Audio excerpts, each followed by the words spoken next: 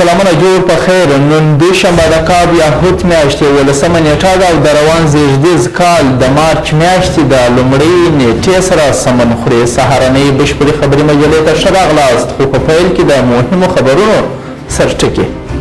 روزګان کې دیني عالمان وایي د ودونو د زیاتو لګښتونو مخه دې ونیول سي.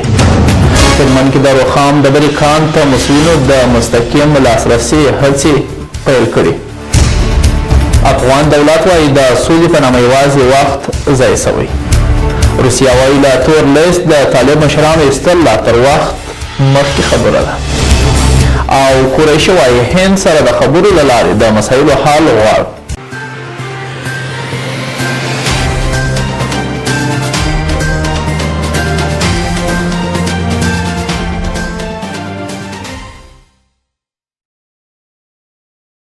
اوس هم بشپړ خبرونه. زه حکمت الله حکیم یم. بسم الله الرحمن الرحیم. هلمند کې د روخان ډبرې کان ته مسؤلینو د مستقیم لاسرسي هڅې پیل کړي. د مهال د هلمند د روخام ډبرې کان اووم مواد د دغه ولایت د روخامو فابریکې کې پروسس کیږي. د هلمند د روخام ډبرې د فابریکې مسؤلین وایي هڅه کوي چې د روخام د ښه پروسس لپاره په مستقیمه توګه د روخام کان ته لاسرسی پیدا کړي. راز محمد د تیرو 9 کلونو راهیسې د هلمند د روخام فابریکې د اجارې په برخه کې کار کوي. نوموړي وایي د روخام له ډبرې داسې زینتي لوښي جوړوي چې بیې یې مارکیټ کې ان تر 10,000 افغانۍ پورې رسیږي. زه د افغانستان نقشې جوړوم، د کلابي شیشکونه د شیان جوړوم، ساده لوحې جوړوم. یو څوک فرمایش وغواړي مانه د خرادان والا ته زه خپل شیان ورکاټوم، که ګیلاس وي، که شوروا کاسه وي، که بل شي چا شي فرمایش راته راشي زه یې ورکاټوم. بیا نور خراد والا جوړوي. شیش ګران خرڅي 8,000 افغانۍ دی، په 10,000 افغانۍ ستا 12,000 نو تر 15,000 4,000 پورې. د راز محمد په څیر لسګونه نور کسان هم د هلمند د روخام ډبرې د پروسس فابریکه کې د عمل کار کوي. دوی له خپلو تولیداتو څخه خوښ دي، خو غوښتنه یې دا ده چې د دغه فابریکې د روخام ډبرې د پروسس کان ته مستقیم لاسرسی پیدا سي او همداراز د فابریکې د نجارۍ د برخې لپاره د بهرنیو هیوادونو د بوټو پر ځای وطني بوټو د کارونې لپاره زمینه ورته برابره سي. امکانات زموږ په ملک کې فراهم دي، یعنی چې موږ ته باید هغه دې ملک کې هغه شي. اوس لرګی دی، لرګی دلته موږ برابرولی شو چې لرګی دلته برابر شي. موږ د دې ځای لرګی کار خو متاسفانه د لرګی موږ ته د هغه نه پاکستان نه را روان دی. 3 رقم تختې څخه کار اخلو، یو چې دی ایراني ده، بل چې دی ترکي ده او بل چې دی پاکستاني ده. پاکستاني تختې چې دی په هلمند کې پیدا کیږي او ترکي او ایراني چې دی دا به موږ د هرات سره او دلته نشته. د هلمند د روخام ډبرې د پروسس فابریکې مشر عبدالحکیم مسمیر وایي چې د یادې فابریکې عملیاتي ډله د 1409 کال راهیسې د روخام ډبرې کان ته مستقیم لاسرسی نه لري چې له همدې امله د دوی تولیدات بازار ته په ټیټه بیه نه وړاندې کیږي. مسمیر وایي اوس یې تازه هڅه راپیل کړې چې د خامو موادو د کمښت د له منځه وړلو لپاره د روخام ډبرې کان ته مستقیم لاسرسی پیدا کړي چې په مټ به د دوی تولیدات ډیر او د روخام د قاچاق مخه به ونیول سي. موږ کان ته مستقیما لاسرسی نه لرو، نو د خام موادو د مشکلات سره مخ یو او موږ ډبره چې کوم رانیسو د شرکتو څخه یې په کوم لاسرسی نسو، نو دغه یو مشکل ده. دې ته آماده دی چې ډبره استخراج کړي او راوړي فابریکې ته څو پروسس کړي. او د هلمند د روخام ډبرې د پروسس فابریکه په 1441 هجري لمریز کال کې د امریکا متحده ایالاتو په مالي لګښت د اعلیحضرت محمد ظاهر شاه د واکمنۍ پر مهال جوړه شوې چې د روخام ډبرې د پروسس ترڅنګ د نجارۍ برخه یې تر اوسه فعاله ده. د دغه فابریکې تولیدات د کورنۍ مارکیټونو ترڅنګ په نړیوالو بازارونو کې هم له ځانګړي شهرت څخه برخمن دي. دیني عالمان د روزګان ولایت د ولسونو څخه غوښتنه کوي چې د ودونو په مراسمو کې د بې ځایه لګښت څخه ډډه وکړي. دیني عالمانو د اطلاعات او فرهنګ ریاست او ځوانانو د ولسونو څخه وغوښتل چې د ودونو په مراسمو کې د بې ځایه لګښتونو مخه ونیسي. په روزګان کې دیني عالمان وایي چې په ودونو او دیاته ورته مراسمو کې د زیاتو لګښتونو کول بې ځایه او ناسم دود دی. دوی وایي د دې پر ځای د یادې پیسې د غریبانو او په عبادت ځایونو کې په مصرف ورسوي. دوی د نورو دیني عالمانو څخه هم وغوښتل چې د منبر له لارې د ناوړه دودونو او رواجونو په اړه خلکو ته د دې د مخنیوي پیغام ورسوي. دیني عالمان د روزګان ولایت د خلکو څخه غوښتنه کوي چې په ودونو او داسې نورو مراسمو کې د بې ځایه لګښتونو څخه ډډه وکړي او مخه دې ونیسي. نظر کې ونیسي چې هغه اسلام په هغه سره امر کړی دی دا چې په واده کې زیات مصارف کوي او یا په دې ولور او دغه نور دغه مربوط زیات مصرفونه کوي واسې هم نه لري پر روان وخت کې نور خلک هغه ته ګوري هم دا د یو غلط رواج په شکل زموږ په اسلامي ټولنه کې پاته دی زما ټول مسلمانانو ته د یو عالم په حیث دا توصیه ده چې په هر کار کې د اسلام امر قرآن کریم امر د نبی کریم علیه السلام پر احادیثو باندې خپل ژوند برابر کړي.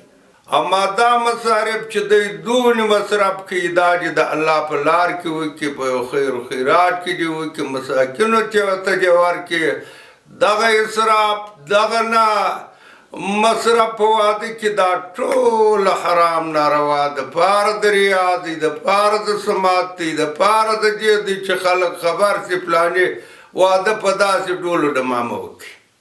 ځوانان هم وایي چې بیا ځایه او دې ته ورته لګښتونه کول هغه عوامل دي چې خلک د فقر او غربت لور ته سوقوي. دوی د خلکو څخه وغوښتل چې دا ډول او دې ته ورته ناوړه دودونو مخنیوی دې وکړي. اوس هم دا غوښتنه ده چې هغو د والدینو سره هغو مشرانو سره دا غوښتنه ده چې دغه ولور کښته کړي. ډېر ځوانان ځي کچاکي لارې ایران او نورو هېوادو ته ځي هلته یا په دریابو کې یا ډول ډول خطرونه ورته پېښېږي. دې ځوانانو څخه مو دا غوښتنه ده چې دوی خپل مصارف را کم کړي او په ډېر کم لګښت باندې هغه خپل خوشحالي پای ته ورسوي ځکه چې دا بې معنا کار او بل مصارف زیات کېږي نو دا د نور ځوانانو لپاره ځکه یو دا په داسې حال کې ده چې ناسم دودونو او رواجونو خلک غربت او فقر ته اړ کړي. عبدالمطلب ظفري پیوستون رادیو ټلویزیون ترینکوټ. خلیلزاد سیمې ته نوی سفر پیل کړی دی. زلمی خلیلزاد سیمې ته د سفرونو نوې لړۍ پیل کړې ده. د رسنۍ د راپورونو له مخې خلیلزاد هڅه کوي د سفرونو په دې لړۍ کې د افغانستان د سولې په برخه کې شته خنډونه له منځه یوسي او د سیمې له هیوادونو سره پر بیلو مسایلو خبرې وکړي. دا به د بایدن د واکمنۍ پر مهال سیمې ته د خلیلزاد لومړنی سفر وي. خلیلزاد د افغان سولې په تړاو په ځلونه سیمې ته په تېره پاکستان، هند او قطر ته سفرونه کړي دي.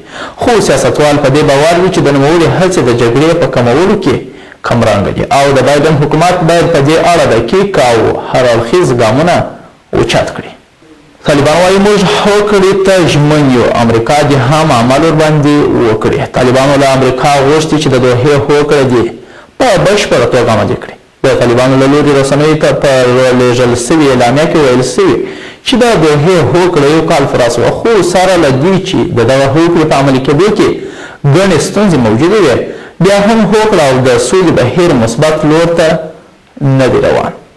طالبانو د دغه هوکړې د لاسلیک پر مهال پر حاضرو هیوادونو غږ کړی چې د هوکړې په عملي کېدو کې خپلې هڅې ډېرې کړي. د دوحې هوکړه افغان دولت وایي د سولې په نامه یوازې وخت ضایع شوی. په داسې حال کې چې د امریکا طالبانو هوکړه یوه کلنه شوه افغان دولت دغه هوکړه بې ګټې بللې او زیاته کړې ده چې د دوحې تر هوکړې وروسته د افغان مرګ ژوبله تر ټولو لوړې کچې ته رسېدلې ده. د ملي امنیت شورا ویاند رحمت الله اندړ ویلي چې د دوحې هوکړې یوازې له امریکایانو سره اوربان ممکن کړی دی او له دې پرته افغانانو ته هیڅ ګټه نه ده رسېدلې. هغه زیاته کړې چې له افغانانو سره د طالبانو اړیکه اوس هم یوازې قتل او ترور دی. میخیل وایي طالبان د سولې هوکړې ته ژمن نه دي. افغان حکومت وایي طالبان د سولې هوکړې ته نه دي ژمن. د ملي دفاع وزارت لومړی مرستیال او دام غړی د دغه وزارت سرپرست شاه محمود میخیل په خپله تازه مرکه کې ویلي چې طالبان د دوحې هوکړې ته ژمن نه دي او د دې هوکړې کال پوره کېږي خو په افغانستان کې نه یوازې دا چې جګړې کمې سوي نه دي بلکې ډېرې سوي هم دي. د دې په خبره افغان حکومت د هر هغه اقدام ځواب کوي چې د هېواد ملي امنیت او خلکو ته ګواښ جوړ کړي خو سوله یې لومړیتوب دی او طالبانو ته هم پکار ده چې پر خپلو ژمنو عمل وکړي او له جګړو لاس په سر سي. امرالله صالح وایي د حزب تحریر فعالیتونه غیر قانوني دي پر وړاندې یې اقدام کوو. افغان حکومت وایي د حزب التحریر فعالیتونه په افغانستان کې غیر قانوني دي. د ولسمشر لومړي مرستیال د شپږ نیمو جلسو اړوند په یوه خپاره کړي راپور کې ویلي چې دغه حزب د افغانستان د قوانینو له مخې له عدلي وزارت سره ثبت او راجستر نه دی نو له همدې امله یې پر غونډو او فعالیتونو بندیز لګول شوی دی. د نوموړي په وینا د دغه ګوند هر ډول فعالیتونه غیر قانوني دي او دوی به ډېر ژر پر وړاندې نظامي تګلاره خپله کړي. هغه همداراز تور پورې کړی دی چې حزب التحریر په افغانستان کې د ترهګرو ډلو له فعالیتونو سره فکري نږدېوالی لري، نو له همدې امله یې پر وړاندې جدي اقدامات کیږي. سټار اند سټرایس وایي د سولې هوکړه د جګړو د شدت سبب شوې ده. د سولې هوکړه د تاوتریخوالي د کمېدو نه بلکې د جګړو د تشدد سبب شوه. سټار اند سټرایس نشریه د افغانستان د مسایلو له ګڼو څارونکو سره خبرې کړې دي او دوی ویلي چې طالبان د سولې هوکړه په لاسلیک سره خپلو موخو او هیلو ته رسېدلي دي. د دوی په خبره د سولې هوکړې طالبانو ته د بریا حس ورکړی دی او داسې ګمان کوي چې دوی امریکا ماته کړې ده او ژر به افغان حکومت هم راوپرځوي. دغه ورځپاڼې ته طالب قومندانانو هم ویلي چې امریکا یې ماته کړې نو د حکومت ماتول ورته اسانه دي. روسیه وایي د تور لیست څخه د طالبانو مشرانو ایستل لا تر وخت مخکې خبره ده. روسیه وایي له تور لیست د طالبانو مشرانو د نومونو ایستل لا تر وخت مخکې خبره ده. د روسیې د ملي امنیت شورا غړو د هېواد د بهرنیو چارو له وزیر حنیف اتمر سره د لیدنې پر مهال د سولې په برخه کې د همکارۍ ډاډ ورکړی دی. دوی همداراز ویلي چې تر دې دمه له تور لیست د طالب مشرانو د نومونو ایستل تر وخت مخکې کار دی او دغه راز د امارات راګرځېدل ورته د منلو نه دي. بهرني مسایل هم لرو، له موږ سره پاتې شئ.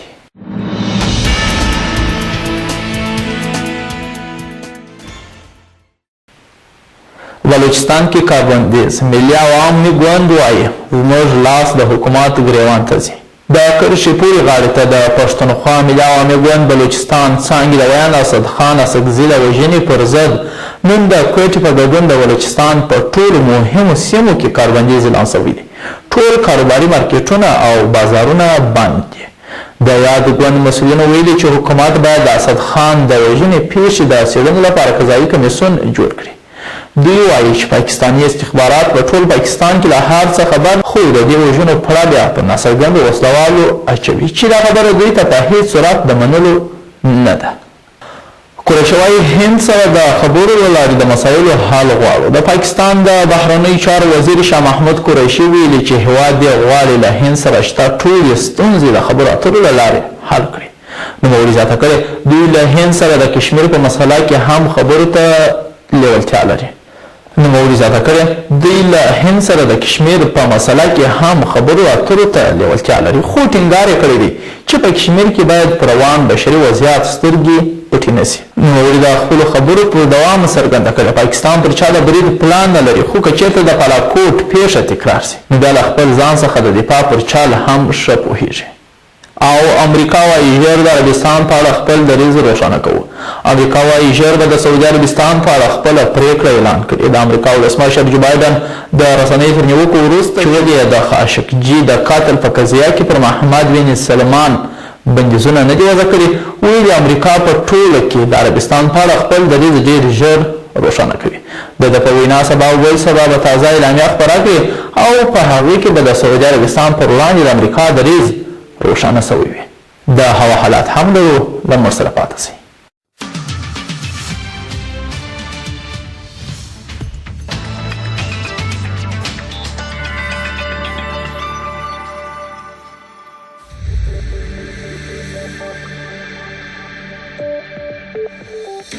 د پیوستون راډیو ټلویزیون لیدونکو او اوریدونکو د هوا حالاتو ته مزه فیصل هرکلی کوم. بسم الله الرحمن الرحیم.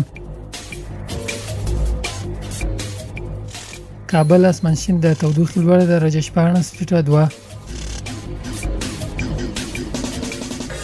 ننګرهار اسمان شین د تودوخې لوړه درجه 25.9. بلخ اسمان شین د تودوخې لوړه درجه 13.8. هرات اسمانځای زبرز د تودوخې لوړه درجه 21.8.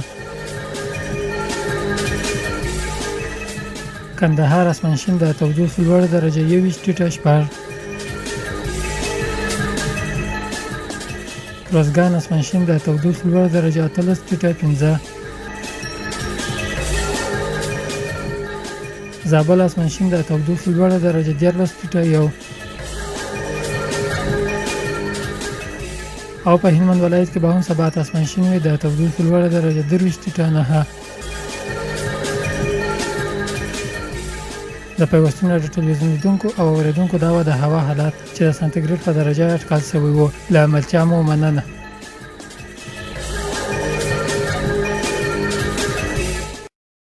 درنو لیدونکو او درنو اوریدونکو د نن لپاره مو خبري مجله همدلته پای ته ورسېدله. تاسو او ټولو درنو